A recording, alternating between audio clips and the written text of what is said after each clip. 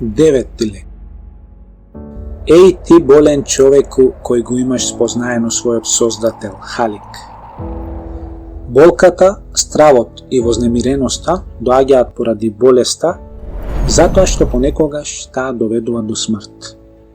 Штом смртта е застрашувачко нешто, навиду и во очите на оние што се бездушни, болестите што можат да бидат причина за смрт ги плаши и ги вознемирува.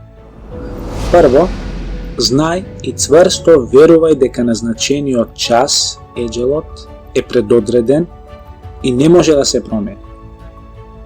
Честопати се случува да умираат оние што се здрави и што плачат за тешко болните, а тешко болните да оздрават и да продолжат да живеат. Второ, смртта не е толку страшна како што ни се чини.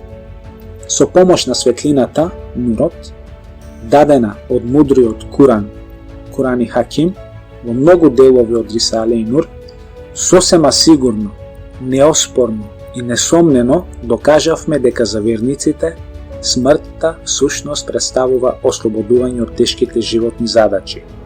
При тоа и ослободување од молитвата и бадетот, што Божиот раб ја врши на испитот низ просториите на овој свет, како и причина за средба со 99% од пријателите и роднините што заминале на другиот свет.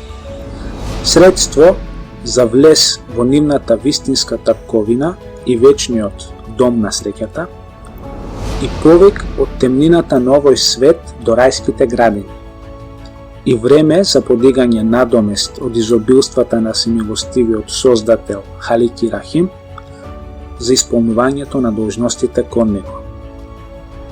Штом во реалноста ова представува суштина на смртта, таа не треба да се сметна за застрашувачка, туку напротив, како почеток на милост и среќата. Дел од продуховените Ехлуллахот се плашеле од смртта, но нивниот страв не бил поради тоа што ја гледале како застрашувачка, туку можеби поради нивната надеж за стекнување повеќе заслуги, севапи, преку спроведување на што повеќе добри дела, со продолжување на животните обврски. Да, за следбениците на верата, смртта представува порта кон Божјата милост, а за оние што се во заблуда, јама на вечна темнина.